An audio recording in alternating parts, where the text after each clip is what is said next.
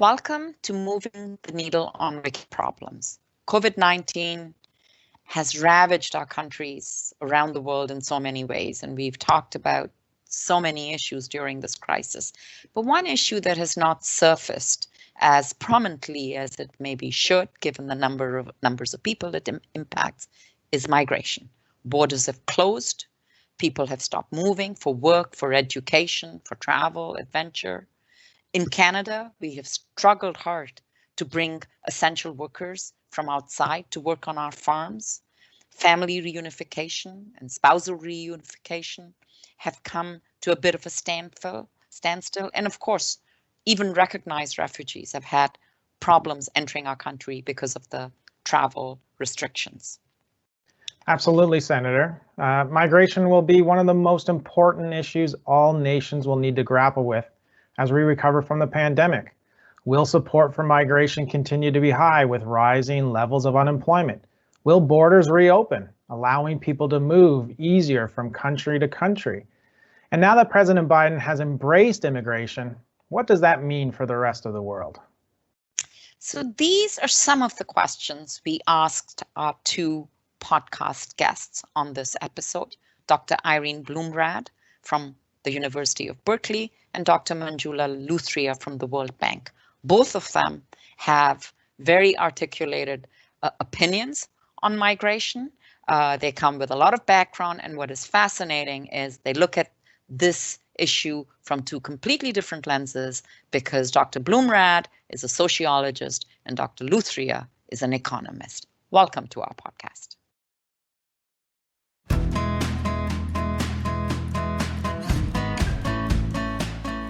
Hello, everybody, and welcome to this episode of Moving the Needle on Wicked Problems. Wicked problems, you may well ask, what are they?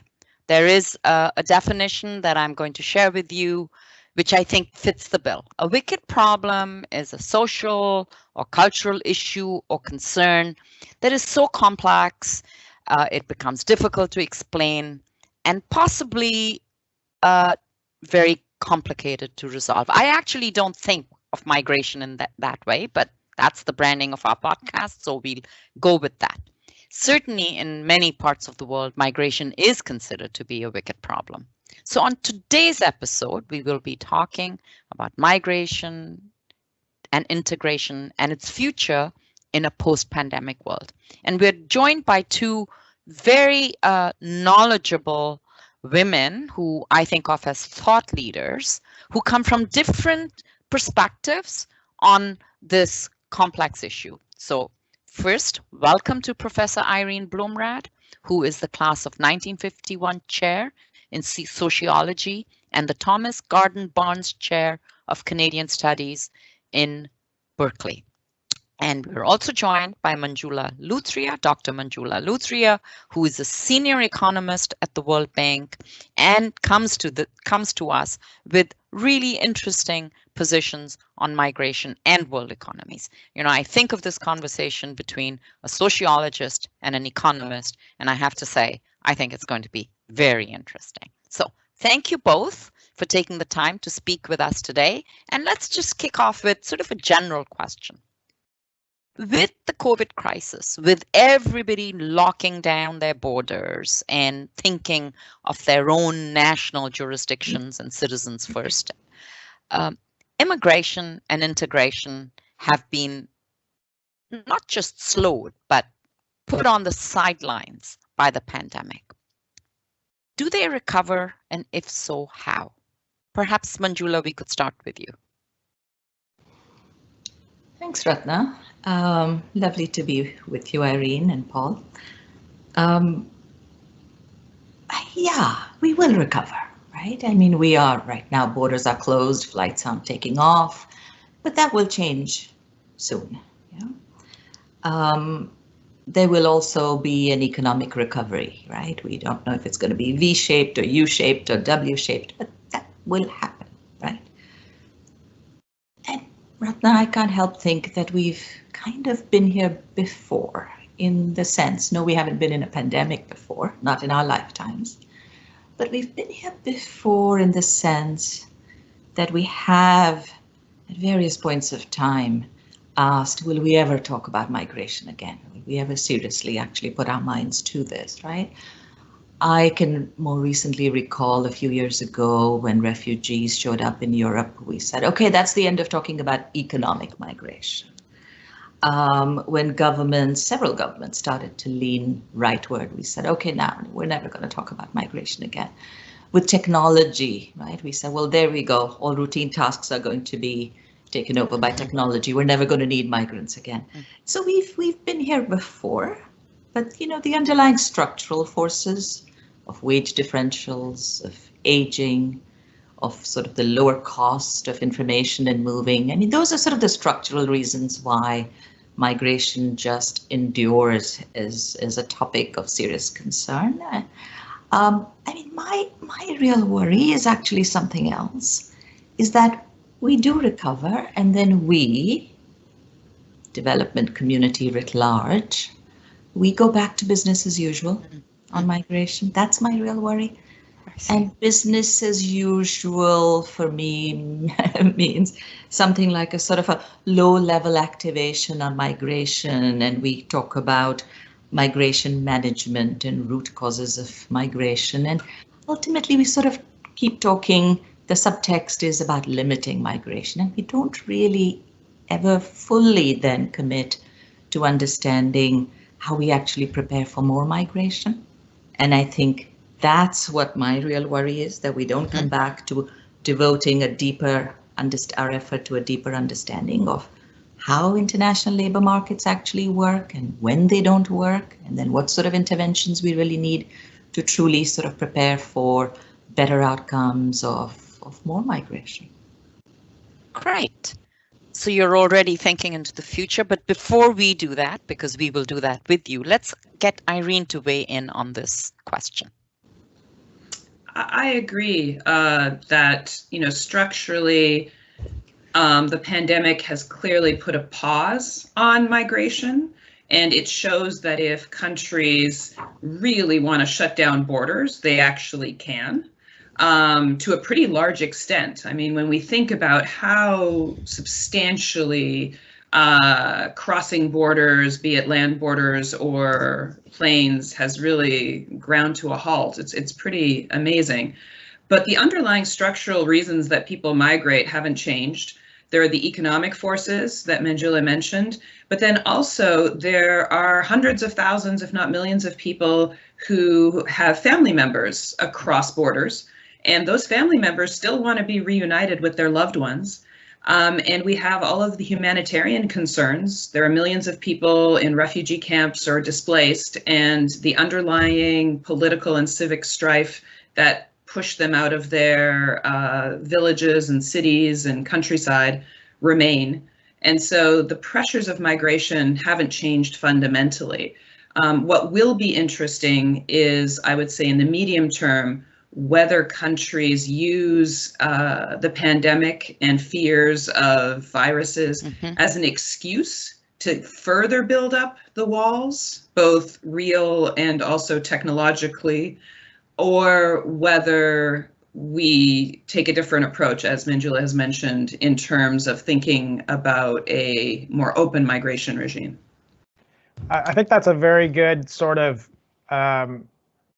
segue into what I think is interesting about this, in the sense that a lot of migration is about public confidence, right? About individuals and citizens in countries having a confidence in immigration, immigrants coming to their communities, immigrants coming to their country, and then also obviously people leaving their country to go to other areas. And so you need to have this sort of public acceptance that immigration and migration is a good. And I'm wondering about in the short term, as you sort of mentioned, that we have a situation where there's a high unemployment in a lot of developed countries, Canada, the United States, and so how do we keep this public confidence in immigration when at a time when people will say, well, I need a job, why do we need to bring in others, right? It's interesting because Canada is actually saying that we want to raise our immigration levels, to have a situation where we recover because of immigration, or immigration will help us recover. And it looks like President Biden is looking to do the same in the United States. So I guess I have two questions, maybe first starting with Manjula is what's the sort of economic case for increasing immigration during these challenging times? And then for Irene, what is the sort of social case that we could put forward? So Manjula, if you start, please. I have two words for you on the economic case. Essential workers. Yeah. We're now coming up to almost a year of being in a lockdown of sorts. And every grocery store I've been to, the checkout person has been a migrant. Every Uber driver, every Amazon delivery that's showed up at my doorstep has been a migrant. I actually had COVID earlier last year. So did my husband, and our interactions with, the person that handed us who cleaned the door as soon as we entered, the person that did our nasal swabs, the nurse that came in with advice, the doctor that followed up every day, all migrants. So if anything, I think perhaps this period has sort of strengthened the case to show how both at the sort of the low end as well as the high end, right, from the Uber driver to the doctor, how crucial migrants are to the economy and to our daily lives. We've all experienced that. Paul, I'm gonna take your question in a little bit of a different direction, because I want to gently challenge the premise that you had in your question, which is that people's opinions on immigration is related to their personal economic situation. And my reading of a lot of political opinion research is that whereas the economic condition generally in a country might influence people's attitudes towards immigration very slightly, the correlation between your own economic situation and your views on immigration is very weak. And it's surprising because for the very reason that you mentioned, it makes total sense to say, I am suffering or I am afraid for my job, therefore I don't want immigrants. It seems much clearer in the public opinion data, and this is across Western democracies, so in Canada, the United States, and Europe, that a lot of the people who are most concerned about immigration, their concerns really arise more from concerns around cultural and ethno-racial diversity. And so they are concerned about a rapidly changing demographic and cultural landscape in their country. And so to think through what is the case for migration, we can certainly raise important economic reasons, reasons of essential workers, an aging workforce, needing people in all different types of occupation. But to the extent that the concern is often cultural, religious, demographic, we really need leadership that frames immigration as a net benefit rather than as a zero-sum us versus them competition. And I think, as we've seen in the United States, there's a real danger when political leadership uses that us versus them mentality and further goes to dehumanize other people who just through sort of the luck of the draw, the birthright lottery, found themselves being born in Guatemala, found themselves born in Sudan through no choice of their own. And so they're in very desperate and difficult situations. And then to sort of see these people as threats and use words like around vermin and just like very horrible language is a dehumanization that I think is both dangerous and morally suspect. So if there is a case for increasing immigration, I think economics is clearly part of it. But I also think there's really important work to be done in terms of political, moral leadership, the leadership of religious leaders, to sort of try to imagine a better world where we sort of see our common humanity. And if I could just add to what Irene just said, this is actually one of the few issues on which we actually find people vote against their own economic interest. So, Ratna, maybe this is where the problem really becomes a wicked problem, right? You would think younger folks who are in the labor market and afraid of, in economist terms, substitution in the labor market, would be against immigration. People who are older, who are not even who have very likely left the labor market and are a consumer of services which migrants provide, whether it is, a handyman or aged care services, actually vote against immigration. And they're in no threat of losing their jobs to this particular migrant, right? So I think that is indeed where the problem becomes really a wicked problem, where you see people are willing to vote against their economic interest and in some sense shoot themselves in the foot. That's a fascinating way of looking at it from both Irene and Manjula. And I want to delve a little deeper, that it's possibly not an issue of economics or even self-interest, as Manjula says, but more about culture and identity, where people feel threatened by the loss of a way of life that they see escaping from their reality, and they turn to immigrants and blame them. So one of my observations about the relationship between Canada and US, and we have a very interesting interdependent relationship between David and Goliath, let me put it that way. But we are both countries that have long held the narrative that we are both countries of immigrants. When I go down to the United States, I see a nation of immigrants. When I come to Canada, I see the same. But because you're a louder, by you meaning the United States, you're a louder country, you're a bigger country, you celebrate it more, or at least I used to think so. The narrative has shifted. My question is to Irene, that there seems to be the sense that immigrants are bad for the country, as opposed to the former prevailing narrative of the United States as a nation of immigrants. Can you help Canada understand this? How did that happen?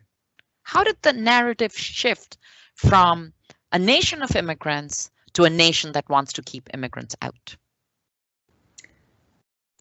I would say that maybe the distinction between the US and Canada is a little bit overstated if you look at, again, general public opinion. So in Canada, about a third of people really express some very strong reservations about immigration, but that's not generally the tenor of the political discourse. I mean, in the last federal election, someone was running very strongly on an sort of anti-immigrant or immigrant restriction platform and did very poorly. And so sort of politically, that doesn't fly very well. And in the United States, if you look at some public opinion questions, such as the degree to which Americans agree that immigrants are a valuable addition to the country in terms of social and cultural enrichment, actually a very large proportion, more than the majority, say that immigrants are beneficial, and many Americans will agree that immigrants are very hard workers. And in some cases, those responses are actually higher than the Canadian responses. But if you again look at the political discourse, there is a much stronger anti-immigrant discourse at the political level in the United States. So you ask, why is there a difference? I would say a few different things. First of all, in Canada, up through the 60s, Canada was no more generous, I think, on a number of grounds to immigrants than the United States. So Canada, just like the United States, did a lot to keep Asian immigrants out of the country before the World War II. We know that Indian immigrants were kept out of the country. We know that Chinese immigrants were kept out of the country. During World War II, we had Japanese internment in both countries. Both countries essentially had a white-only policy up through the 60s. One thing that did make a big difference, I think, in Canada is when Canada started reimagining what it was as a nation, and here it's particularly English-speaking Canada, I think. They didn't want to be American, and they didn't want to be British. And so what would this new Canada be? And when the language of multiculturalism started in the 1970s, many people grabbed onto that as an expression of the new Anglo-Canadian identity. We are going to be multicultural. We're not the US melting pot. We're not the former British Dominion. And so it became a point of national pride. Now, in the United States, clearly this has also been a point of national pride, as you said, Ratna.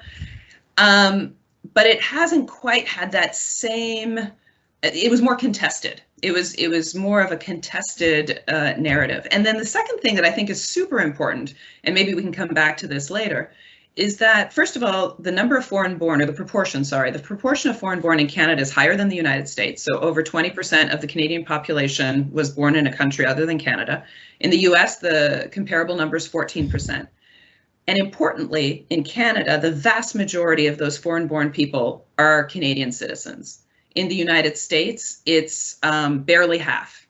And there's very complex reasons as to that. But what it means is that in the Canadian context, people of immigrant origin actually have a pretty big voice in politics, especially to the extent that they're concentrated in, ridings in Toronto, Vancouver, increasingly in places like Calgary, obviously in Montreal. And so they actually have quite a lot of power when it comes to elections. And in the United States, both because of gerrymandering, lack of campaign finance reform and such, it's very hard for immigrants to break into politics. And so you don't have their voice in the political system anywhere to the extent that you have in Canada. So I think that actually plays a mitigating role as well. That's a fascinating look at our two different systems and how we've evolved differently. Let's move on to the economy. Manjula, you have written and talked about winners and losers in the migration sphere. So tell us, who are the winners and who are the losers, and how do we reconstruct, as you say, looking forward to a new way of doing business? How do we reconstruct or disrupt the current system so that we can dare start thinking about everybody is a winner? The famous win-win, yeah? Yes.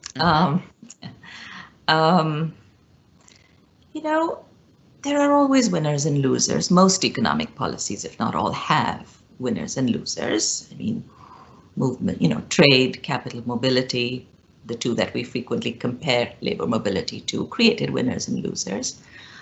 The problem, I think, has been, it's a bit of a mea culpa on behalf of the economist community here. We actually haven't thought that much in terms of winners and losers. Yeah. We think in terms of what we in economics call general equilibrium studies, which is really sort of looking at the economy-wide impact of migration. Yeah, so the metaphor often used is the size of the pie, right? So we've made the case, and all of our economic case making has been based on the fact that if there were, as a thought experiment, open borders, no one's arguing for open borders at all, but if there was a borderless world, the size of the pie, so global GDP, would double. So we'd have a pie that's twice the size, right? And of course, that's a thought experiment. But any loosening of the tight regimes would expand the size of the pie. And as economists, I think perhaps it was a bit of hubris where we said, who would argue against that, right? You've got an expanded size of the pie, and now you guys go figure out how it has to be sliced up. I think that was a mistake. I think we're learning some lessons here. I don't think we did that well enough even for trade, for that matter. Certainly not for migration. So this notion that migration expands global income and that it's good for everybody, I think has papered over some really tough distributional issues, however small they might be. Yeah. So the pie may expand, but the slice of the pie that you get may actually shrink. It doesn't have to, but it might. Now, in economic terms, again, we would say, Well, if the pie is expanded by so much, there must be a way to come up with a distributional mechanism that just takes something from the winners, because the winners are going to get so much more. So employers, for example, are winners, right? They get to hire more migrants, right? Consumers are winners. They get services at a presumably lower price, right? Anyone who's a substitute, a perfect substitute for a migrant, and usually it's just other migrants, or some vulnerable workers in the native population, may be hurt in a particular sector. We actually didn't focus at all on figuring out a distributional mechanism where some part, let's say, of what the employers might be able to make more on, could actually be distributed to a native worker who's hurt. So, for example, an H-1B visa fees, right? Mm-hmm. There's quite a hefty fees. Maybe it could be higher, maybe it could be lower, but a part of that fee going towards, say, training of workers who may be displaced by migration. Right? We didn't do this for trade either, but we could have. I think for migration, we need to do it even more. And so I think we're going to have to play catch up a bit to really get to that win-win, which we sort of see on the horizon. But I think it's going to require some deliberate thought and careful design of the mechanisms of how you compensate the losers, however small they are, because that's what becomes the lived reality, and the lived reality becomes the narrative. Now Irene may say, even if you get the distributional part of it right, it doesn't matter, because it's not about the slice of the pie that you have, whether it's shrinking or not. And so maybe that won't help either way. But I do think as economists, we didn't put enough focus into that. So that's something that's an error of omission on our part. Well, you know, I've rarely heard economists weigh in on this with the kind of clarity that you bring to it. You make it simple and easy to understand. So thank you for that, Manjula. I'm struggling between the push and pull of recrafting, reinventing our system so that there are winners, everyone is a winner, and the hard reality, which I also see of what Irene says, which is, it doesn't matter. In the end, it's about identity. So thank you for helping us understand the two lines of thought. On to the next question, Paul. Well, I just wanted to actually sort of continue in this sort of area and talk about one of the particular areas, and it's already come up already on the podcast, about sort of the migrant workers, right? In Canada, we call them temporary foreign workers, where they, come in temporarily. They often work on farms across the country, or they're in long-term care homes as personal support workers, or they're in people's homes as care workers in individuals' houses. And what we find there is that that program has winners and losers, I guess, and it's not always consistent about who's winning and losing all the time. You have a situation where obviously employers get access to labor that's probably relatively less expensive than it would be to employ a Canadian, especially on farms. And a lot of Canadians don't want to do the hard work of working on farms or otherwise.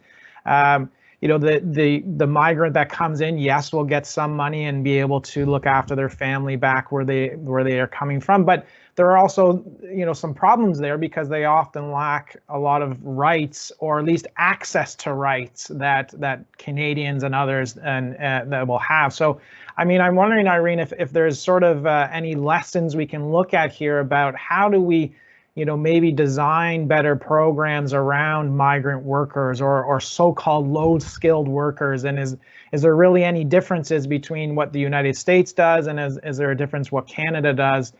Because as we've already talked about, the pandemic has really sort of exposed this area of need for at least in Canada, that we need migrant workers, and we also need to treat them better than they probably have been treated for many, many years.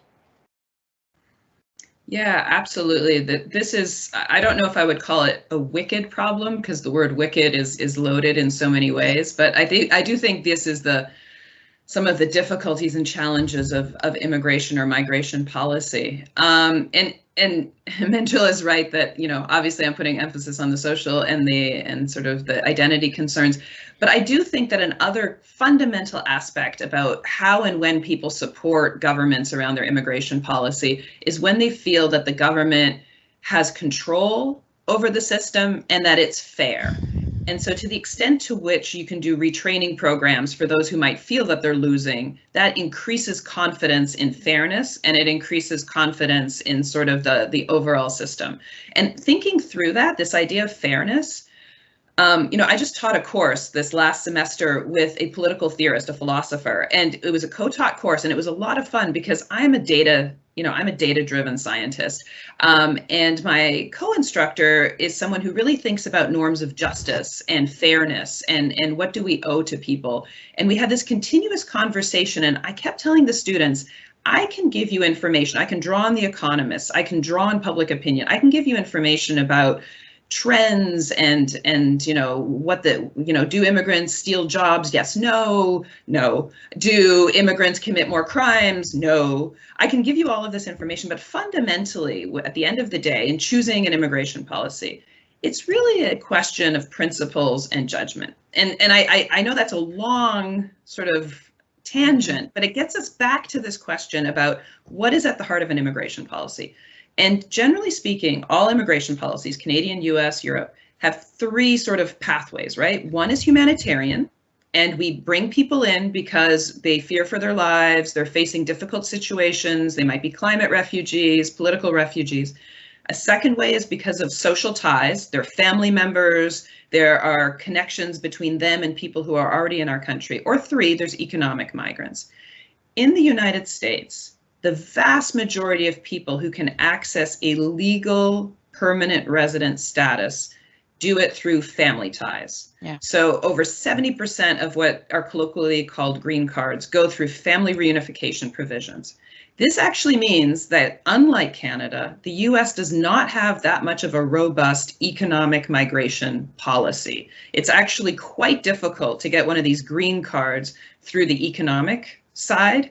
And so what happens is that you have temporary workers. So in the United States, there are temporary agricultural workers through the H-2 program, but you also have a lot of undocumented migrants because there's no space in the current immigration system in the United States for people to come into agricultural work, low-wage service work. There's just no pathway for them at all. And so you create, in a way, an undocumented population, which then becomes a migration wicked problem or a challenge. What do you do with these people who have been in your economy for so long? One of the things that I appreciate about some aspects of the Canadian system, maybe not so much the agricultural workers, but when I think of like the domestic worker program, is that despite many, many problems with those programs, for some of them, there is a path to permanent residency. And I would say, and this is a moral judgment, that one of the challenges when it comes to worker schemes is that they're so often pitched as temporary worker schemes because there's this fear that, it's going to be a mass wave of people coming in, settling, and then moving away from these jobs. And so the employers have a huge incentive to keep these temporary worker schemes because then the person is tied to the particular job. But I think as a country, that is not, and again, this is more of a moral judgment. I think there's actually some social science research to actually back it up too in terms of investments in settlement and integration. But do we really want to have people think of themselves that they're perceived only as expendable labor? So one of the things I think that countries should be doing is having more of these pathways that you can become a permanent migrant. Maybe you come in as an agricultural laborer, maybe you come in as an elderly care worker, but because you have an economic stream of migration, such as Canada does, and which is the majority of the migration, it doesn't mean it all has to be high-skilled migrants. It can be people with other skill sets, but we need to give them permanent status, because if you don't, then you end up with the US problem of millions of undocumented people who are still filling those labor jobs, but not doing it within the immigration system.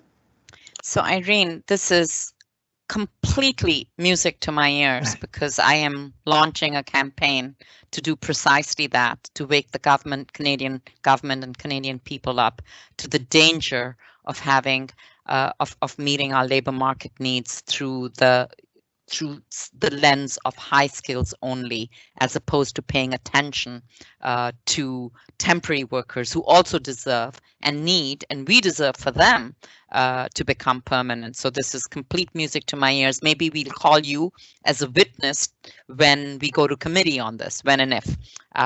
So wish us well. But I think I'm also sensing a bit of a contradiction here in terms of the way we think of ourselves as nations and yet present ourselves and our policies in a different way. So the United States, the economic powerhouse of the world, has an immigration policy that is really about family reunification.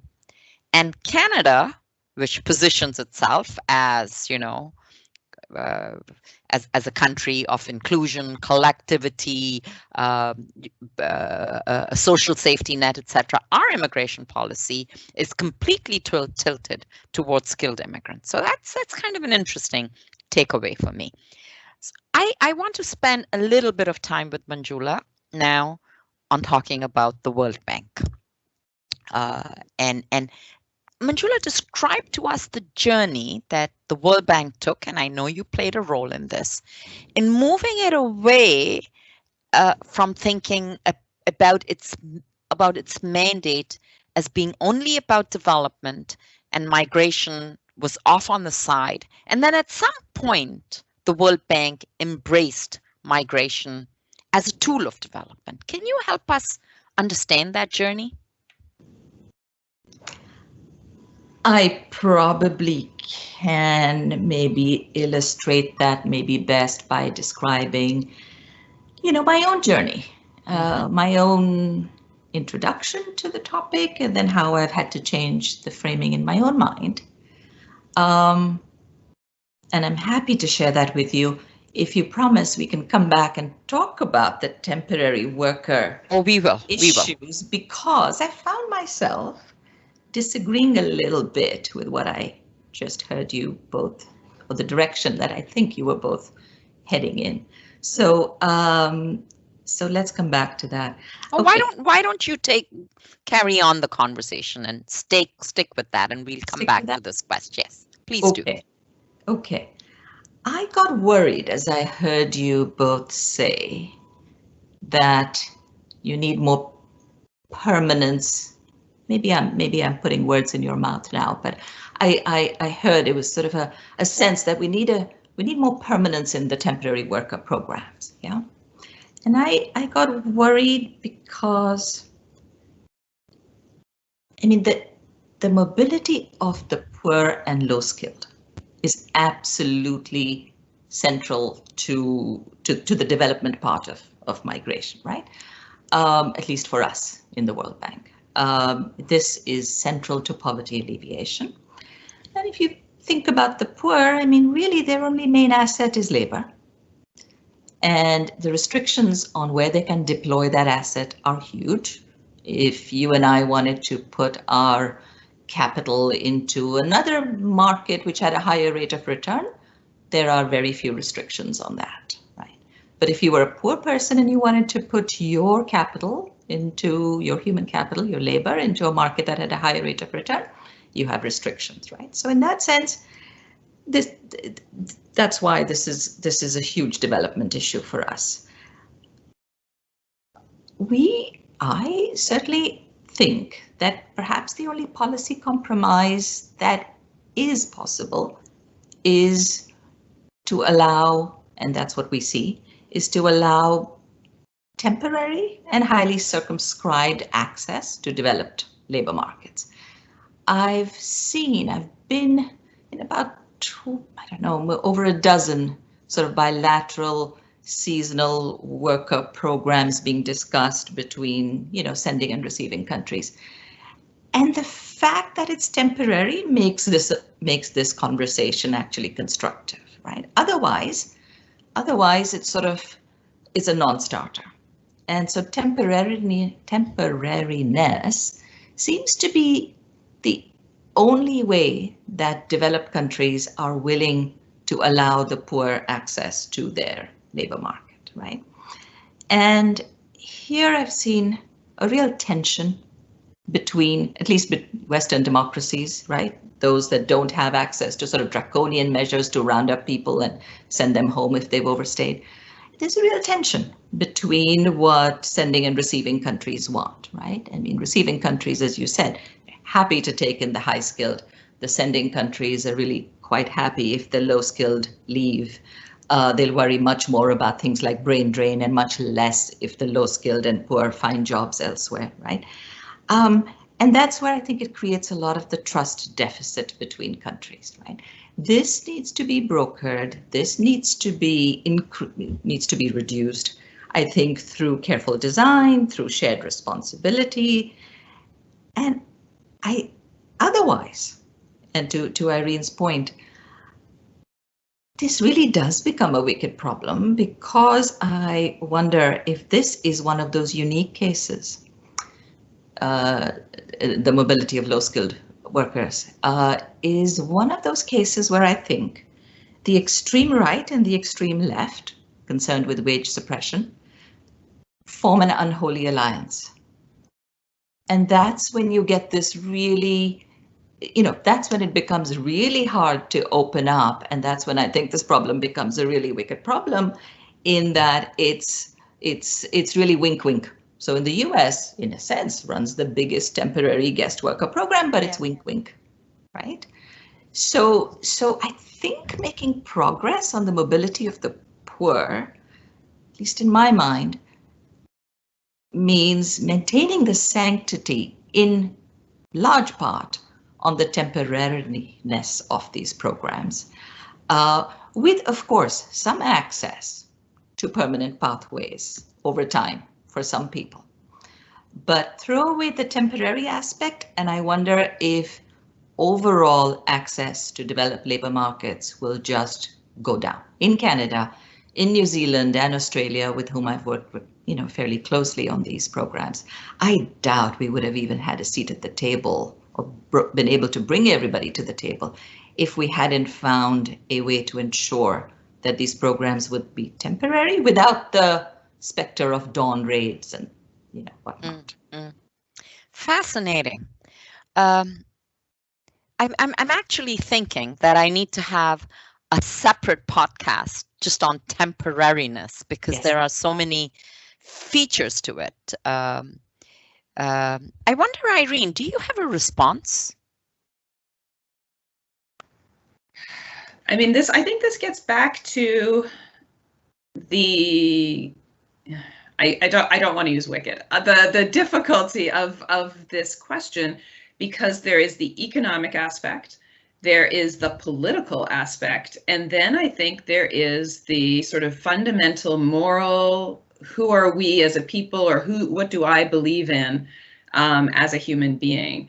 And so if the political compromise is that we're going to call this a temporary program, maybe that needs to be done. But I remain with my position that those temporary programs must have some kind of path to permanent status. And I actually think that this is beneficial to the employers as well, because especially when you get a temporary program like we find in Canada, in certain farms in Ontario or in Quebec, where people come back year after year after year to these same farms, they have real skills. Now, if they choose to leave Canada and go back to their home country, that's fine, that's their choice.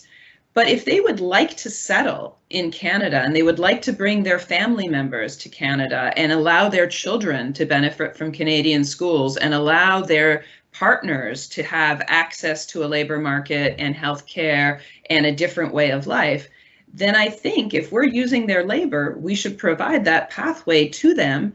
And I think that Canada could be enriched, because then these people, rather than always sending their salaries and their savings back to their country of origin, are going to invest in the country that they're laboring in.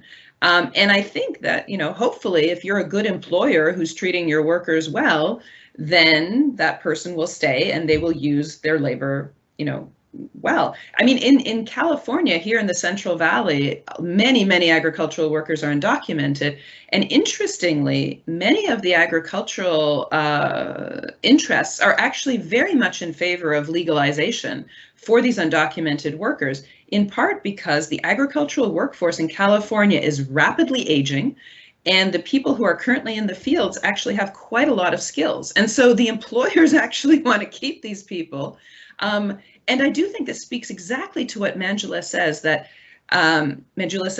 the politics of immigration, and particularly in the United States, has been long this case of strange bedfellows. And by that I mean that you have people who normally associate with right of center politics, say the Republican Party, and some of those, the business interests, are in favor of migration. They're in favor of legalization. The US Chamber of Commerce has explicitly said that they want the legalization of 11 million undocumented workers in the United States. So there's a business interest that is very pro-migrant. And then at the same time, in the same Republican Party, you have people who are very concerned about cultural and racial and religious change. And within the Democratic Party, historically, up to about 2000, you had this same division that Manjula was hinting at, where you have the unions that were very concerned about migration. And the last time the United States legalized about 3 million people back in 1986, the major unions were against amnesty. The big unions, the United Farm Workers, Cesar Chavez, they were not really in favor of amnesty because they were very concerned about wages and they were concerned about how employers were using immigrants to undermine this. And then at the same time, you had your more cultural cosmopolitans, Ted Kennedy's, who were very in favor of a generous migration policy. What's changed in the United States is that since 2000, the unions and the labor movement have become much more pro-immigrant than previously. And so currently, the Democratic Party is holding more unified on immigration. And you see that in this new, very progressive immigration bill that Biden sent to Congress.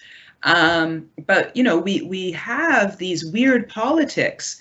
And so, going back to temporary migration, maybe that's the political compromise, but I just think as a moral issue, we always need to have a path to permanent residency.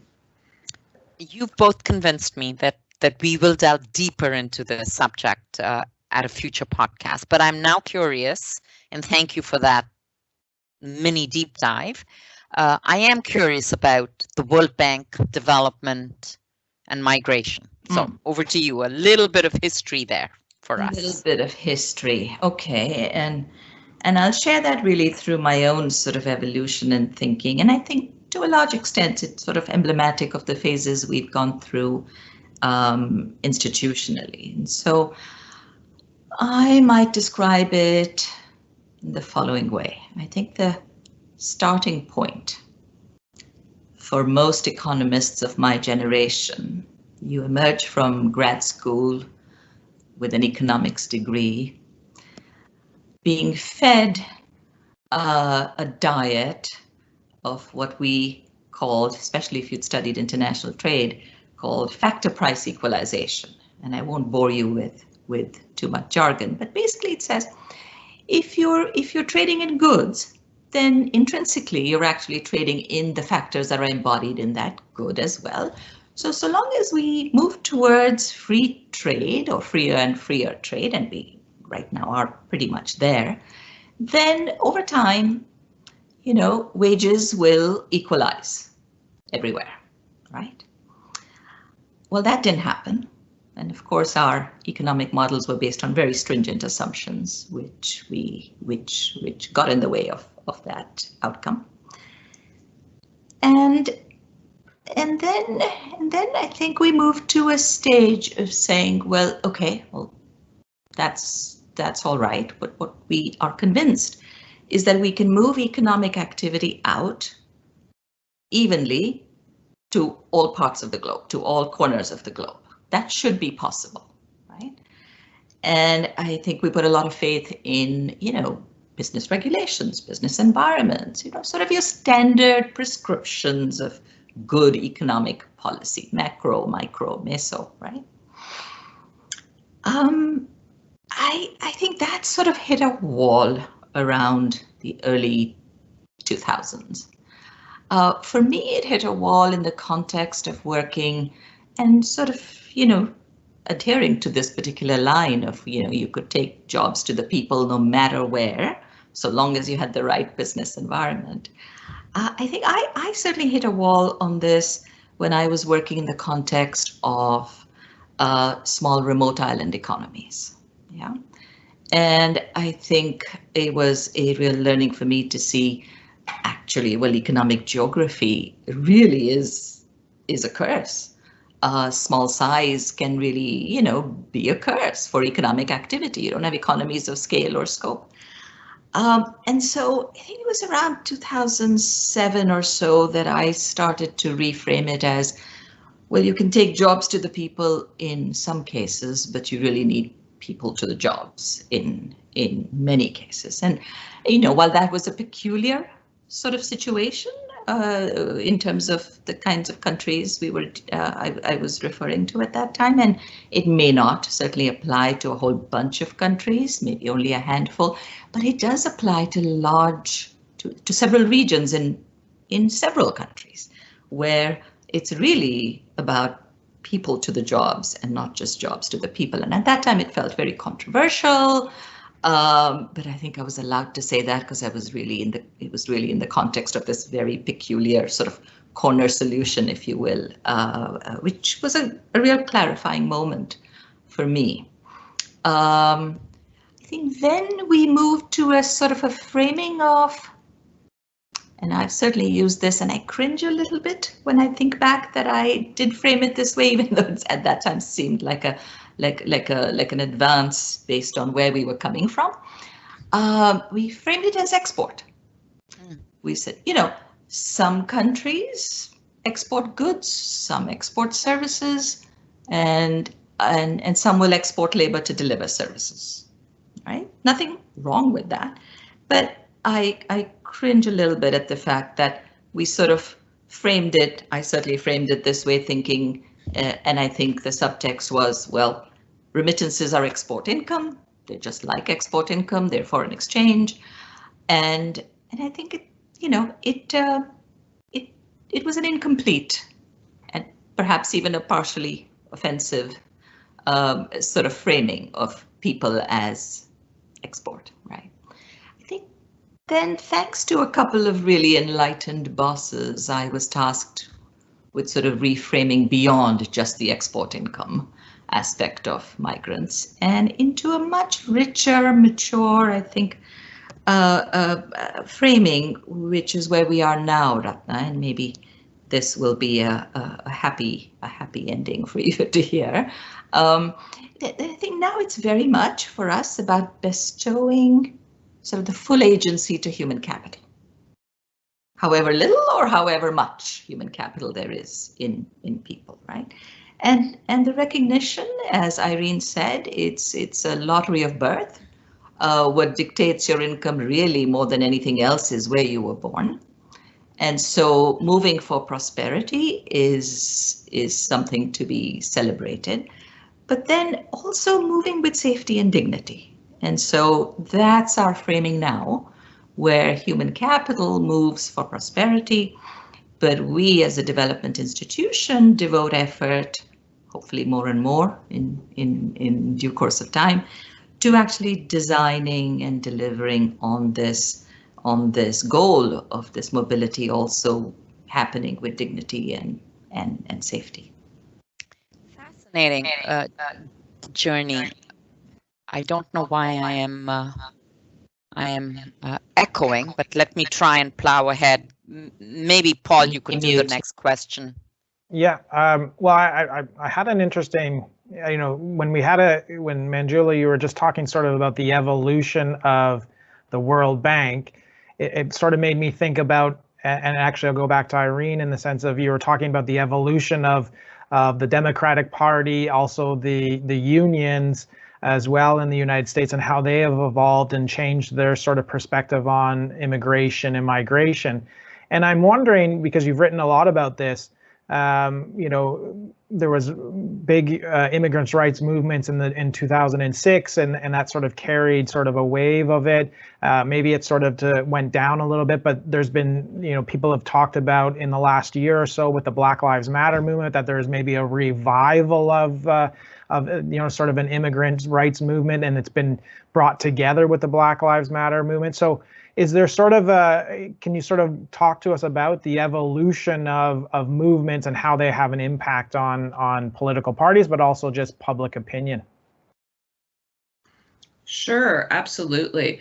So, in the United States, what's interesting about the current movement, and especially sort of immigrant rights and Black Lives Matter, is that those two groups of activists, I think, are closer than we've seen for a very long time, because they are converging around issues of incarceration. So as many people listening to this podcast know, in the United States, one of the fundamental concerns of African Americans is the very long-standing over-policing, the killing of Black people by police officers, but then also more generally a system that has incarcerated African Americans in overwhelming numbers, disproportionate to their percentage in the general population.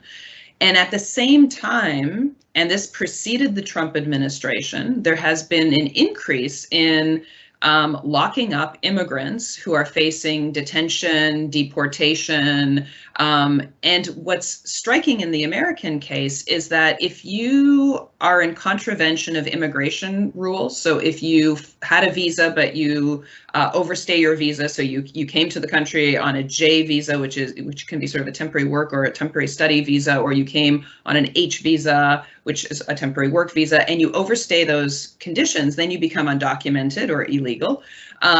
Or if you ask for asylum and your asylum case is not found to be asylum, you become undocumented illegal when you stay in the country, and so the incarceration of these people increased and has increased over the last decade, 2 decades.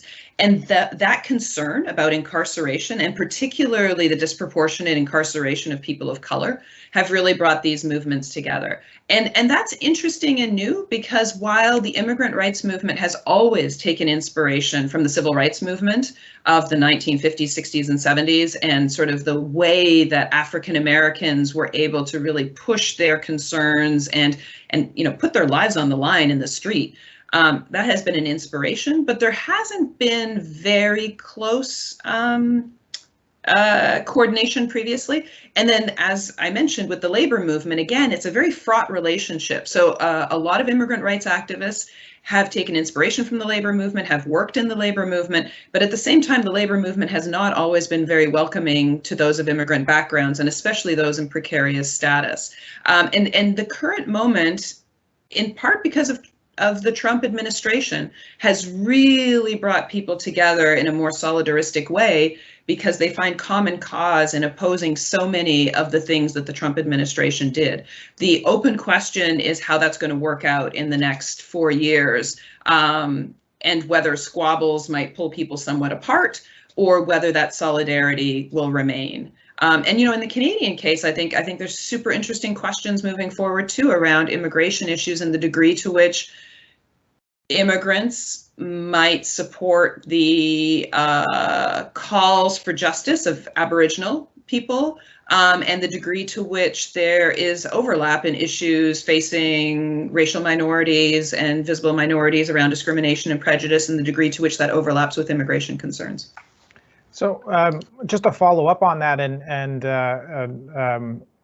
what is your prognostication for the next 4 years? Do you think the movements will be able to stay aligned together? Will they have a political strength to them that movements are important, and then how does that then translate into political maneuvering, i.e., people getting reelected or not reelected and that sort of thing? Do you see it as something that could keep everyone sort of together? So social scientists are not that good about predicting the future. Like I think back to when I was an undergraduate in political science and how none of the political scientists predicted the end of the Cold War. I think that the coalitions will remain roughly together. I think one of the things that the most recent elections have shown in the United States is the power of grassroots voter mobilization campaigns. And this is the case in Georgia, where you see how the activities of African Americans to register people to vote and to help them get to the voting booth really made a difference. And I would say the same thing happened in Phoenix, Arizona. So there's been a lot of on-the-ground grassroots efforts among Latinx populations to get people registered to vote if they are eligible and to get them to vote. And that was really spurred by the anti-immigrant activism of people like Sheriff Joe Arpaio and others. And so I think that grassroots energy will remain. I hope it will remain. That's very much my hope. And I do think on incarceration issues, there are real overlaps in interests. The challenge is going to be, to the extent that an administration has to make priorities, what do they tackle first? What do they tackle second? Where does the political capital get expended? The current situation in the United States, like many, many other places, is COVID first, economic recovery second, or we have to deal with COVID before we can do economic recovery. So those are the two priorities. And so things around immigration are going to be lower, and immigration is difficult because it splits the parties. The immigration bill that Biden has proposed is incredibly progressive. I don't think it will get through anywhere in the form that it currently is through Congress. And it's going to be very, very difficult for activists to have to make compromises. And if they refuse to make compromises, or they feel that they should not make compromises, we're going to be back in the status quo of needing comprehensive immigration reform while nothing gets done. So I hope that things will happen in the next 4 years, but it's going to be very, very difficult. I'm back. Gratefully, technology works again. Our producers behind the scene are telling us we need to wrap up, which is too bad because we have some. I mean, I could carry on this conversation for a long time. So I have one final question for each of you, and our producer is asking us to keep it short. So to Manjula, I'm still interested in the World Bank story. You know, you embraced migration as a form of development. Do you believe other multilateral institutions that see themselves apart from this construct? You know, I'm talking maybe about other multilaterals like the IMF and others. Do you think they will also follow suit? Do you see any indications of interest in being less pure and more flexible, given the fact that we're living in a world that's stretching itself in so many different ways?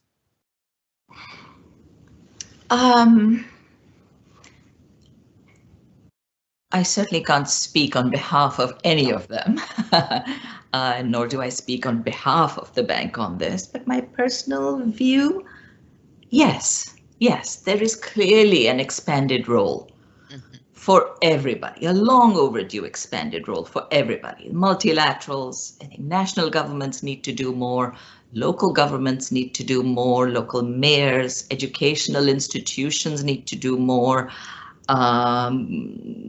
council leaders, moms and dads on dinner tables on how they frame this conversation. So I think everyone needs to step up. I think for multilateral development institutions, the challenge, I think, remains. And I think we will do better and better on it in baby steps. And the challenge is the emphasis we place on places as opposed to the emphasis we place on people, right? So development is about a place, right? And until development is about a place, we're going to, I think, find ourselves in a narrative that will be asking people, so let's say migrants here, what have you done for place? How have you contributed to development, proper as we understand it, which is development of the place? Yeah. What did you give back? Did you go back? And if you didn't go back, how did you contribute to development? I think that reframing from place to people, which is that mobility is already an expression of human development, if it is by choice, of course, we're talking about voluntary.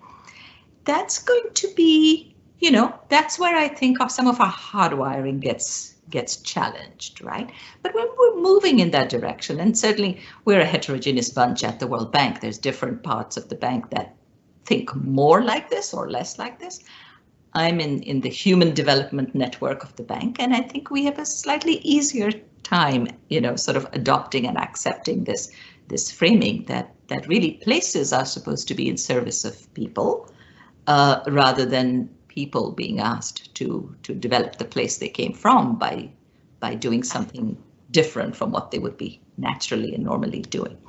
In the interest of time, I should stop there and head back to you. Very, very interesting, place and people versus the other way around. So my final question to Irene, and I should tell our audience, Irene is a Canadian, and we wish Manjula was too, but that's another subject for another day. But we're very proud that we have an eminent scholar with Canadian sensibilities and Canadian roots providing leadership in the United States. And you've talked a lot about the difference in politics, but straying away from the difference in political discourse, and I think you're bang on right there. I want you to reflect a little bit on how the two nations arrange themselves around the business of immigration and integration. So for instance, Canada has a minister, a ministry, it has departments. The US actually not, I think. And in Canada, integration, the business of integration is a big item in our budget. Whereas in the United States, it's left up to state and local governments, and there's pros and cons to both. Would you briefly reflect on that? Absolutely. I don't think the work that I do in the United States would have been possible if I didn't have that Canadian sensibility. So I think what's really valuable, and I think this is for all migrants, is that because you've experienced in at least two places, often multiple places, your view of the world is informed by other futures or other options. And you can see both the good and the bad of those options, but it sort of broadens your horizons. And so, one of the things that I've studied is the fact that in the United States, whenever we talk about immigration policy, it really means border and entry policy. Like it stops and starts at the border or maybe with deportation. But as you mentioned, Ratna, integration policy is not really something that the US federal government involves itself in. And there's one exception with refugee resettlement. So when it comes to refugee resettlement since World War II, the US federal government has partnered with nonprofit organizations, voluntary charitable organizations to help resettle refugees. So these public-private partnerships. But those have remained only really with refugee resettlement. And the US attitude is very much more laissez-faire, pull yourself up by your bootstraps. You have been led into the United States and this is, a huge privilege for you. And now just go figure it out is sort of the federal attitude.